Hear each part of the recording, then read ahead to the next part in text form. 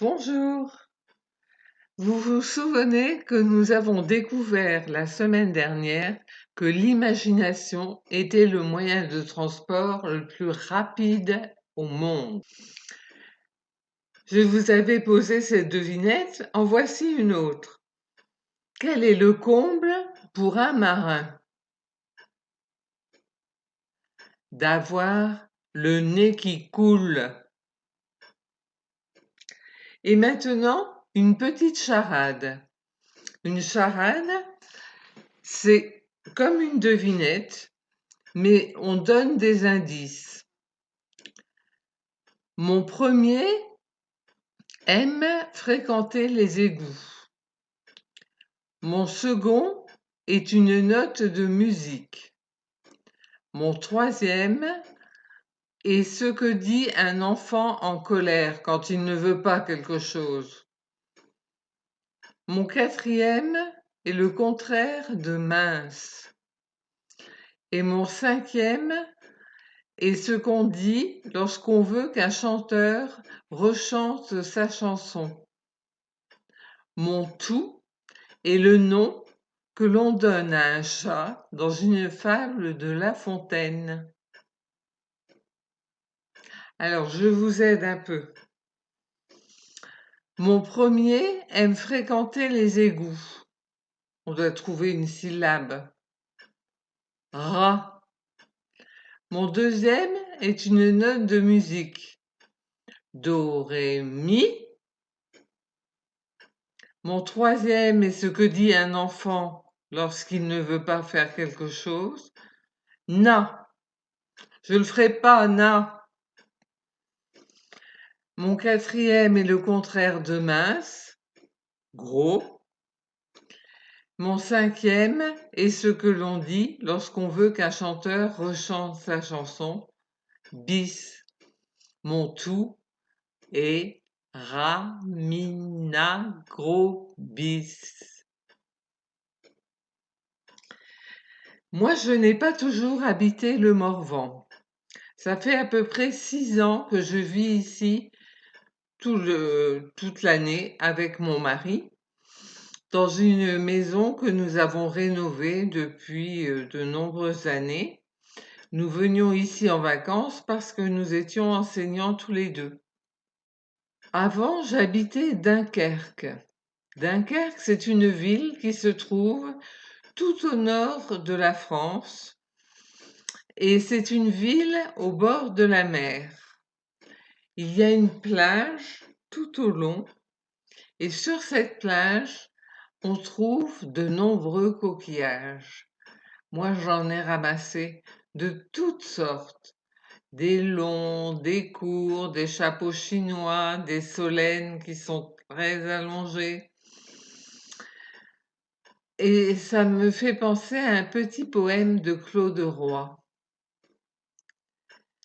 Si tu trouves sur la plage un très joli coquillage, compose le numéro Océan 00 et l'oreille à l'appareil, la mer te racontera des merveilles que dans sa langue le conte te traduira. Et aujourd'hui, je vais vous conter une histoire d'animaux. Un jour, le soleil se réveilla un peu paresseux. La nuit était sombre et il faisait froid. Pourquoi se lever, se dit-il, il fait trop nuit, et il se rendormit. Le coq se leva pour appeler le soleil comme il le faisait chaque matin. Dehors, il respira l'air frais et il lança son cocorico. D'habitude, le soleil ne tardait pas à se montrer, mais ce matin, il ne se leva pas. Je me suis peut-être trompé d'heure, songea le coq, et il laissa passer un moment. Puis il appela une deuxième fois. Cocorico, cocorico. Mais le soleil ne se montra toujours pas.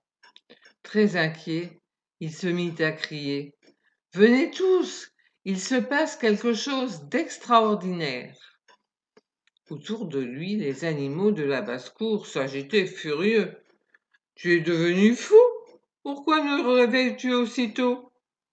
Écoutez-moi, j'ai chanté, et le soleil ne s'est pas levé. Tenez. Il chanta encore, mais la nuit resta profonde. C'est trop fort. Je dois réveiller ceux qui sommeillent encore. Nous t'accompagnons, dirent les deux chiens de chasse, les poules et les canards, et ils se mirent en route. Au bout de quelque temps, ils rencontrèrent 3 renards qui cherchaient justement le poulailler.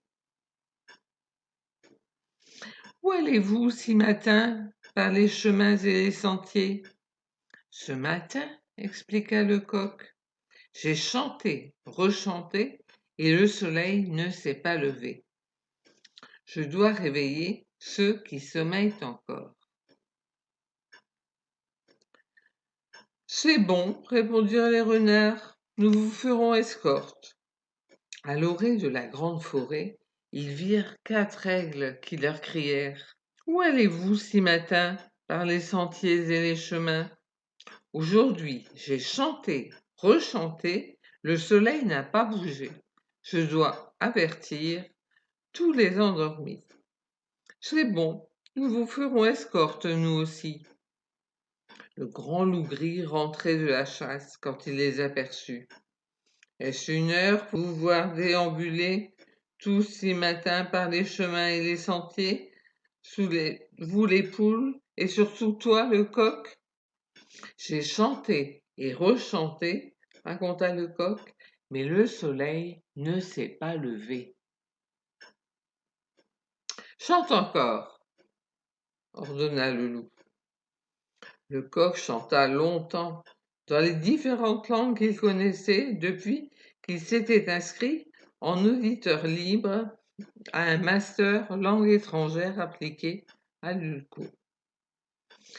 Kikiriki, fit-il en espagnol. Coucoulicou, tenta-t-il en suédois. Kikeriki, s'époumonna-t-il en allemand. Coucarecou, tonna-t-il en russe avant de finir désespérément par un coq doodle-doo anglais si puissant qu'il en devint tout flamboyant, mais le soleil ne bougea pas pour autant. Incapable, cria le loup, tu ne sais plus chanter. À cause de toi, le soleil ne veut plus se lever. Pour ta peine, je vais te croquer.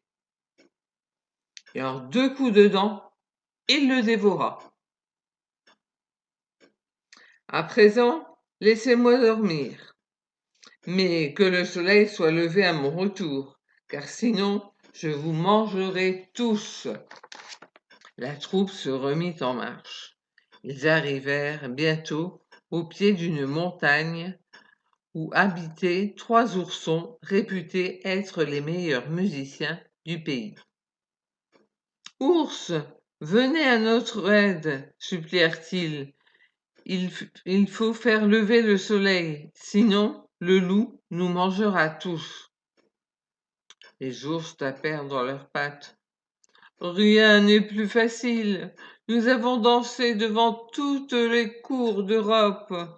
Nous avons joué de la cymbale et de la cithare.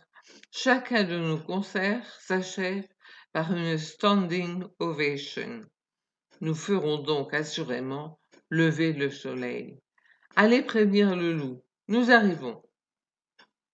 Les 3 ours brossèrent leurs habits de soirée, mirent leur violon sur l'épaule et s'en furent trouver le loup. Ils jouèrent tout leur répertoire, éclectique, commençant par des berceuses pour finir par des marches militaires et des hymnes nationaux. Enfin, épuisés, ils s'inclinèrent devant le loup. Bravo! Vous avez très bien joué, dit-il, mais il n'y a toujours pas la moindre lueur à l'horizon. et j'ai encore très faim. Il ouvrit alors tout grand la gueule et les avala tous les trois. C'était de bien bons musiciens, soupira-t-il en se léchant les babines. Mais le soleil n'est toujours pas levé. Aussi, partez chercher tous ceux que vous pourrez trouver. Ensemble, nous réussirons bien à réveiller le soleil. Les aigles s'envolèrent vers les 4 points cardinaux, le nord, le sud, l'est et l'ouest. Les renards parcoururent les sentiers des forêts, tandis que les chiens suivirent les routes.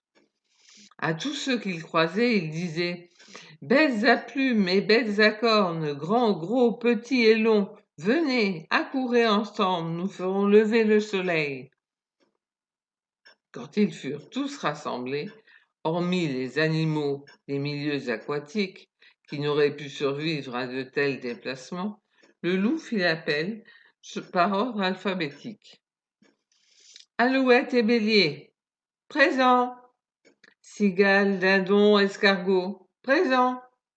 Fourmis et grenouilles, hiboux et juments, lièvres et musaraignes, pies et rossignols, sangliers, taureaux, vaches et wapitis, êtes-vous arrivés? Oui, nous sommes là. Alors, tout le monde est là. Vous nous avez oubliés, protestèrent un xérus, un yak et un zébu venus de très loin. Mais le loup réclama un peu de silence. Faites bien attention. À mon signal, nous allons tous appeler le soleil. 1, 2, 3, soleil, réveille-toi. À ce moment précis, ils se mirent tous à bêler, chanter, caqueter, trompeter, grogner, croasser, ululer, hennir, glapir, mugir, et cela fit un bruit terrible.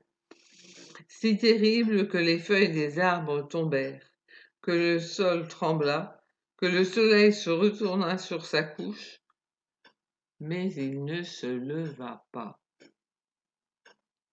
Décidément, c'est grave, reprit le loup, et pour se consoler de cet échec, il avala 2 poules et un canard qui lui avaient crié dans les oreilles. Comment allons-nous faire reparaître le soleil? Se demandaient les animaux, puisqu'aucun d'entre nous n'y est parvenu. À ce moment, on entendit. Moi, je sais faire lever le soleil. Tous se retournèrent. Celui qui avait parlé était très petit, pas plus haut que 3 pommes, si bien qu'en le voyant, ils éclatèrent de rire. Regardez-le, celui-là, le loup n'en fera qu'une bouchée. Écoute, dit le loup, j'ai de plus en plus faim et je vais te manger sans plus attendre. Attendez, dit le bonhomme pas plus haut que 3 pommes. Tous ont essayé. C'est mon tour de tenter ma chance. Si tu veux, accorda le loup. Mais si le soleil ne se lève pas, je te mangerai. Nous t'écoutons. Voilà, expliqua le bonhomme. Vous parlez, vous chantez, vous criez depuis que vous êtes né, et le soleil ne fait plus attention à vous. Tenez, faites comme moi.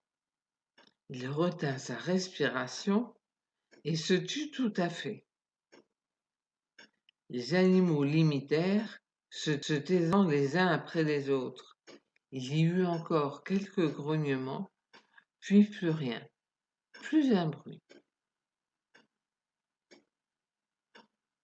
Le silence dura si longtemps que le soleil, étonné de ne plus rien entendre, se réveilla. Bizarre ce silence. Il faut que j'aille voir ce qu'il se passe. Alors les collines devinrent roses, une petite brise se leva et le soleil apparut. Le loup soulagé, mais également très dépité, s'adressa à l'homme. Eh bien, l'homme, tu es le seul à savoir faire relever le soleil. Ne reste pas avec nous, qui ne savons rien faire. Sans plus lui dire un seul mot, il lui tourna le dos et s'en alla, la queue basse, avec tous les autres animaux. Depuis ce jour, aucun animal n'a plus jamais parlé à l'homme, évitant de le rencontrer et inventant même d'autres langues que les humains ne puissent parler. Mais ni le loup, ni les autres animaux n'ont oublié ce que le bonhomme, pas plus haut que 3 pommes, leur avait dit. Aussi, chaque nuit, juste avant l'aube, les animaux se taisent et quand le silence est total, il n'y a plus aucun bruit, le soleil se lève à l'horizon, encore une fois. Et c'est ainsi que mon conte se finit.